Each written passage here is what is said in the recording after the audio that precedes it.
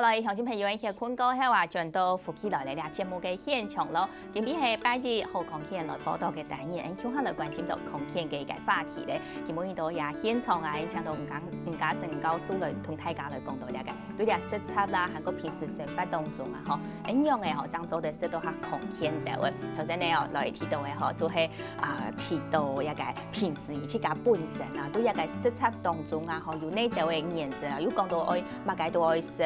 韓國唔好講都向一隻地方買東西哦，接嘛，可以講唔止講自己年頭係哪嘅時節啦，嗬。另外呢，還有呢度嘅嗬，你平時哦，要提倡大家嚟注意到。係啊，你假如講啱啱唔好食太多啦，嗬，食太多啊，還有就係那種嗬醃製嘅食品哦，醃製過嘅東西嗬，佢冇新鮮嘅。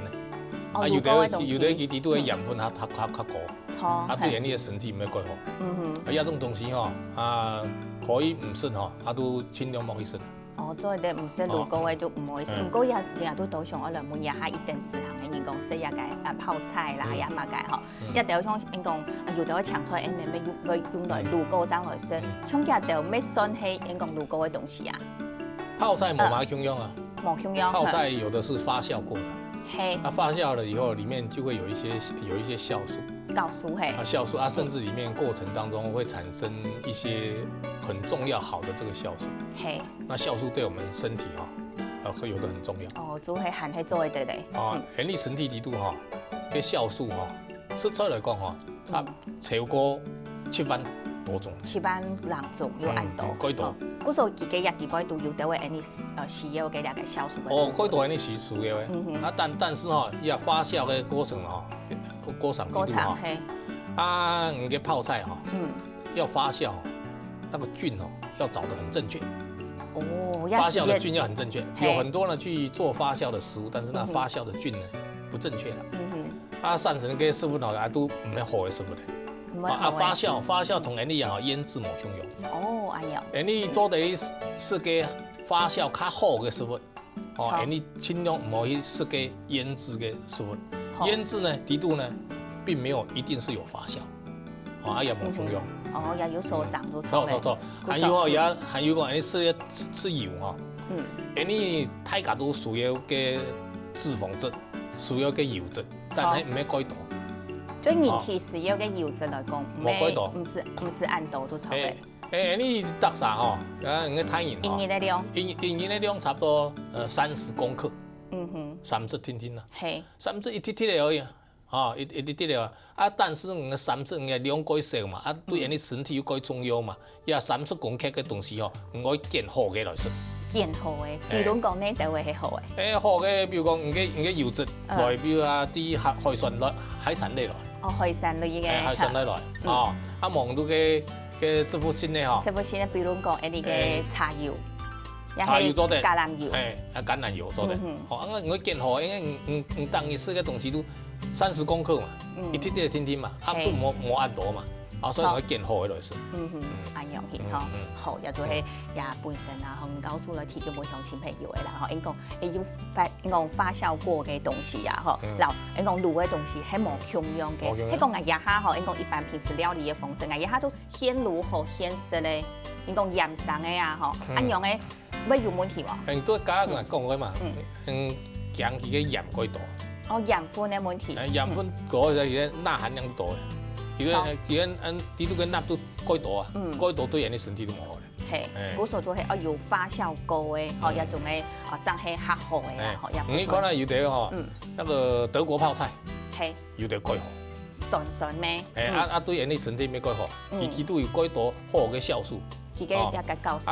有的，比如說韓國的好的泡菜，裡面也有很多好的東西。像日地波都唔講係愛用佢嘅權咩？佢嘅菌一種嘅東西，愛去貼去買呀，係講佢出價做地去發出來。我去買了，唔用過以後，唔都要好好去培養它。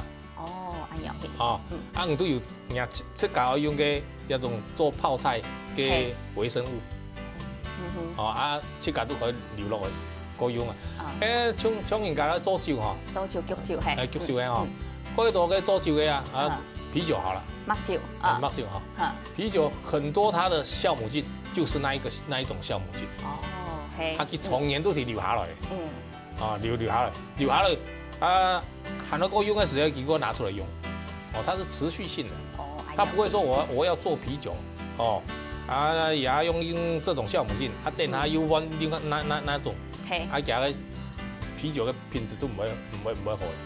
古時候也個品質要控制好，佢用嘅也個菌係當存要嘅啦，也部分用到老太家嚟講都應該要清楚哦。再過來非常非常我兩冇想聽朋友都想講日報嘅也建議啲新聞哦，就係一個湯頭啲擺度佢要加一個雞湯塊嘅問題。我哋好新朋友都想講，雞湯塊當呢片啊，去到一個超級市場買其實當簡單，一個。買到一種嘅東西，自家做去來做料理，也係講自家都有下面做的，自家來做一種嘅東西。不加這自家做得啦，較人個時間啊料較多天啦，你幾買轉來，你切啦，佢都係放到木袋啊，都係加熱啦，做同佢煮下久條嘅啊，人個糖就變咗雞糖嘅嘛。但是你買一般講嘅雞糖對配糖咩？按你食材就做得都有足夠好，有時候也時間啊長嘛。錯。唔直接買雞糖袋老闆買得多一堆東西啊，安尼較強。但是啊，啲度呢，20-30種無共用嘅化學成分在底部。有係化學成分做出來嘅，佢唔係真經嘅講，捱拿雞啊乜嘅東西來做加工出來。係一隻雞去講運動叫嘅時間做出來嘅，可能佢相對來講佢價錢咪會較高啲嘅。有樣係安尼啊，所以改多啲度唔看得到嘅雞湯底啲度加嗰啲用改多化學成分在底部。有條化學成分咧，無乜嘅單純啦，有條化學成分幾無純嘅，嘅純度都唔好嘅。唔睇就變時間較接近啦。但是來講較危險。時間係要較長嘅啦，唔過攝入度高，係對身體嘅空間來講，危險係個風險太。改多你都看得出來啊！很多你到一些餐廳去，它不斷的，不管你是吃火鍋也好，吃拉麵也好，吃什麼麵也好，牛肉麵也好，或者是麻辣鍋也好，它那個湯頭一直不斷的在出來，不斷的出來，但是它哪有那麼多的時間呢？能夠把那個湯一穩嘛？冇可能的事情嘛？大家就要知道說，那通常來講都是調製的湯頭，所以你吃到那個不好的這個成分的這個機會就很大。但是有很多人說，俺也是都是在杜帶，俺冇乜嘅事情啊，但是有事情冇事情，係腦擺張底嘅。真是嘞哈！腦擺張底，腦擺張底嘅時候也時間也冇乜嘅事情，腦擺張底有乜嘅好講嘅。但是消費者冇講，你政府會講。因為消費者腦擺出事情嘅時候，佢咩多嚟講，以前都係政府管理了冇好，將會也嘅事情出來。所以消費者該多種啦，但係你政府可以好好做管理。好，也都講到一個部分咯。頭先其實你也告訴我有提到咧，應講今後嘅一個可能產品來講因為佢愛保持佢嘅新鮮度故說佢可能對身體今後都有台灣嘅時節啦你都也愛時間咩一時間可能都幾會快啲嘛嘅。嗰度有哪位一種嘅想法就講，來到也開關入邊佢會來做一個唔講。檢驗農藥殘留也有問題，係咩而家農藥殘留各方面嘅問題就會較細條嘅。會較細條嘅，但是唔會完全。用白講咧，你也食材可以檢驗嘅農藥500人做。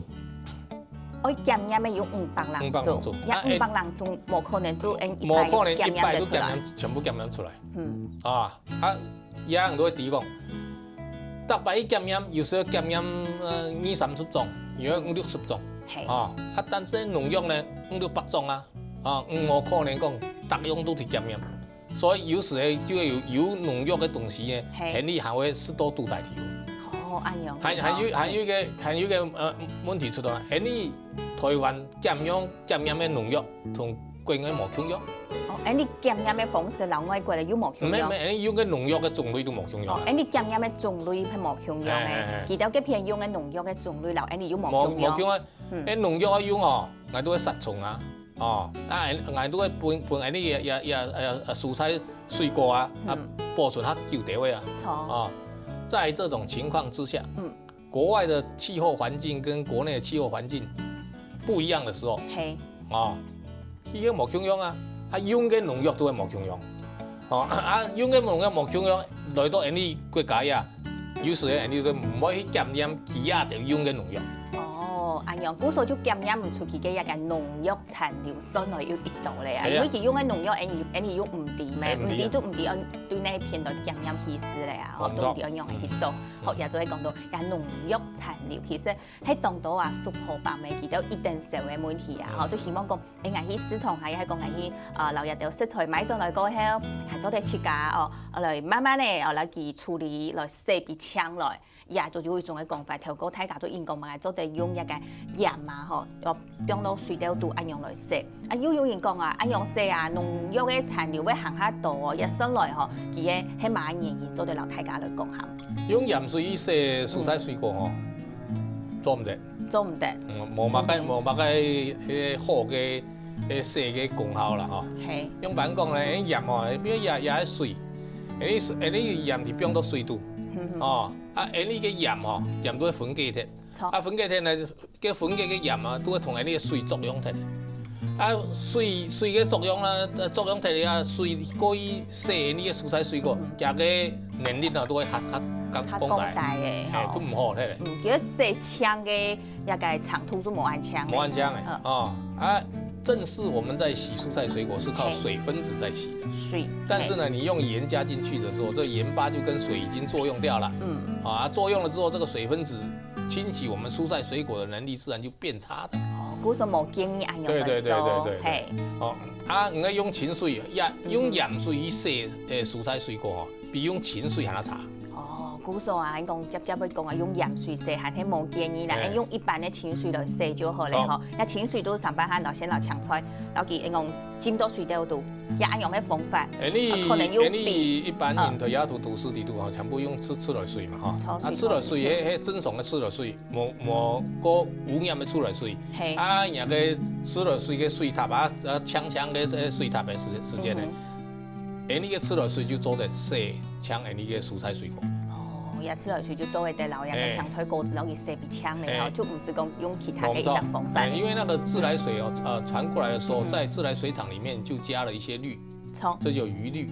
這個氯本身呢就有氧化的作用，它可以殺菌，也可以呢氧化掉我們這個蔬菜水果上面的所謂的農藥的殘留，甚至殘留的肥料。但是重點就是說呢，自來水呢，切價有搶啊冇搶，呢度嘅餘氯含有採啊冇採，切價可以檢查。